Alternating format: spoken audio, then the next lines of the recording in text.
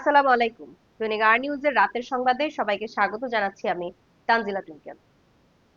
রাষ্ট্রপতিকে শপথ পড়াবেন স্পিকার নাকি প্রধান বিচারপতি? এ বিষয়ে জারি করা রুলের চূড়ান্ত শুনানির জন্য আগামী 7 জুলাই তারিখ নির্ধারণ করেছেন হাইকোর্ট। সোমবার এই সংক্রান্ত আবেদনের পরিপ্রেক্ষিতে বিচারপতি শশাঙ্ক শেখর সরকারের নেতৃত্বাধীন হাইকোর্ট বেঞ্চে এদিন ধার্য করেন। নারায়ণগঞ্জের সোনারগাঁয়ে সৌদি আরব প্রবাসীর কাছ থেকে দাবিকৃত চাঁদা না পেয়ে বন্দুক দিয়ে গুলি করে হত্যার হুমকির অভিযোগে অস্ত্রধারী বিএনপি নেতাকে গ্রেপ্তার করেছে পুলিশ। রোববার রাতে তাকে সাদিপুর ইউনিয়নের আমগাঁও এলাকা থেকে গ্রেপ্তার করা হয়। সাবেক সংসদ সদস্য সাবিনা আক্তার তুহিনকে রাজধানীর শেরেবাংলা নগর থানার সন্ত্রাসবিরোধী আইনের মামলায় গ্রেপ্তার দেখিয়েছে গোয়েন্দা পুলিশ। সোমবার ডিবির যুগ্ম কমিশনার মোহাম্মদ রবিউল হোসেন ভূঁইয়া এ তথ্য নিশ্চিত করেছেন। জাতীয় রাজস্ব বোর্ডের চেয়ারম্যানকে অপসারণ না করা হলে আগামী শনিবার থেকে দেশের কর, কাস্টমস ও ভ্যাট বিভাগের সব দপ্তরে লাগাতার কমপ্লিট শাটডাউন ঘোষণা করেছে সংস্থাটির সংস্কার ঐক্য পরিষদ। চেয়ারম্যানকে আওয়ামী লীগ সরকারের এজেন্ডা বাস্তবায়নকারী আমলা হিসেবে চিহ্নিত করে এবং দেশ ও রাজস্ব ব্যবস্থাকে অস্থিতিশীল করার অপচেষ্টায় লিপ্ত থাকার অভিযোগ তুলে পরিষদ নতুন এ কর্মসূচির ডাক দেয়। সোমবার রাজধানীর আগারগাঁওয়ের রাজস্ব ভবনে সংবাদ সম্মেলন করে এ ঘোষণা দেন পরিষদের সভাপতি হাসান মোহাম্মদ তারেক রিকাবদার ও মহাসচিব সেহেলা সিদ্দিকা। সেন্ট মার্টিনে মাস্টার প্ল্যানের চিন্তাভাবনা চলছে বলে জানিয়েছেন পরিবেশ, বন ও জলবায়ু পরিবর্তন ও পানি সম্পদ উপদেষ্টা সৈয়দা রিজওয়ানা হাসান। সোমবার বিশ্ব পরিবেশ দিবস ও পরিবেশ মেলা উপলক্ষে সংবাদ সম্মেলনে তিনি একথা বলেন। আবারও বাস ট্রাকের মতো পরিবহনের আয়ুষ্কাল নির্ধারণ করেছে সরকার। একটি বাস সর্বোচ্চ 20 বছর ও পণ্যবাহী যান 25 বছর সড়কে চলতে পারবে, কিন্তু এরপর এসব বাস ট্রাকের ভবিষ্যৎ কি হবে তা নিয়ে পরিষ্কার কোনো ধারণা তৈরি হয়নি। এমন পরিস্থিতিতে আয়ুষ্কাল নির্ধারণ জটিলতা আরো বেড়েছে।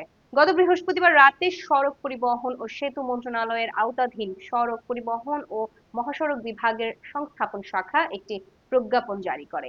এতে সড়ক পরিবহন আইন 2018 এর ধারা 36 অনুযায়ী গণ ও পণ্য পরিবহনের আয়ুষ্কাল নির্ধারণ করা হয়।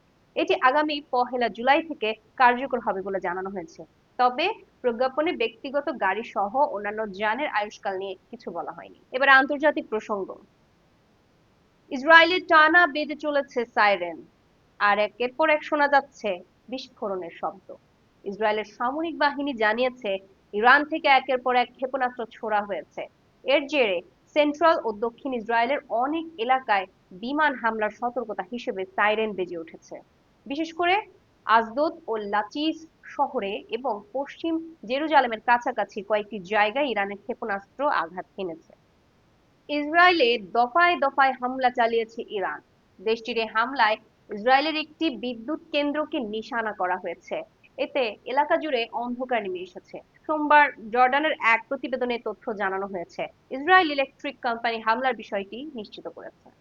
ইউরোপীয় ইউনিয়ন কাউন্সিলের কাছে ইসরায়েলের সঙ্গে থাকা সম্পর্ক চুক্তি তাৎক্ষণিকভাবে স্থগিত করার আহ্বান জানাবেন স্পেনের পররাষ্ট্রমন্ত্রী হোসে ম্যানুয়েল আলভারেজ।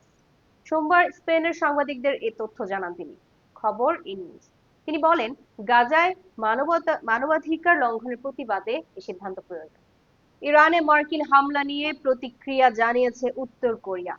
দেশটির এই হামলার কঠোর নিন্দা জানিয়েছে।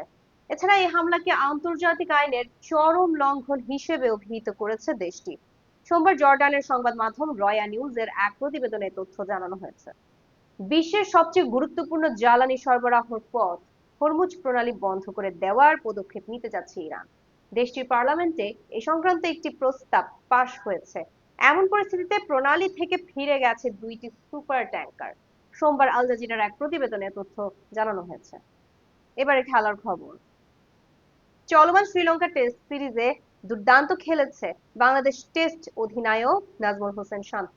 তবে চলতি শ্রীলঙ্কা সিরিজ শেষ হতেই নেতৃত্ব ছাড়তে পারেন এমন ইঙ্গিত মিলেছে বিসিবির ঘনিষ্ঠ একটি সূত্র থেকে। তরুণ এই ব্যাটার নিজের সিদ্ধান্ত সম্পর্কে নাকি অনেকটাই দৃঢ় এবং খুব শিগগিরই তিনি আনুষ্ঠানিকভাবে বোর্ডকে তা জানাবেন বলেও জানা গেছে।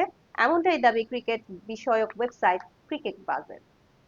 বাংলাদেশের ক্রিকেটে নতুন অধ্যায়ের সূচনা হলো মেহেদী হাসান মিরাজের নেতৃত্বে। শ্রীলঙ্কার বিপক্ষে আসন্ন 3 ম্যাচের ওয়ানডে সিরিজের জন্য বাংলাদেশের 16 সদস্যের স্কোয়াড ঘোষণা করেছে বাংলাদেশ ক্রিকেট বোর্ড। এই স্কোয়াড দিয়ে শুরু হচ্ছে নিয়মিত ওয়ানডে অধিনায়ক হিসেবে মিরাজের পূর্ণকালীন দায়িত্বের পথ চলা। কিছুদিন ধরেই আলোচনার কেন্দ্রে ছিলেন মিরাজ। দারুণ পারফরমেন্সের পর ওয়ানডে দলের নেতৃত্ব দেওয়া হয় এই অফ স্পিনিং অলরাউন্ডারকে। শুরুতে 1 বছরের জন্য দেওয়া হলেও পারফরমেন্সের বিচারে পড়ে তা বাড়াতে পারে বিসিবি। ধন্যবাদ এতক্ষণ সাথে থাকার জন্য। পরবর্তী সংবাদ দেখার আমন্ত্রণ জানিয়ে শেষ করছি।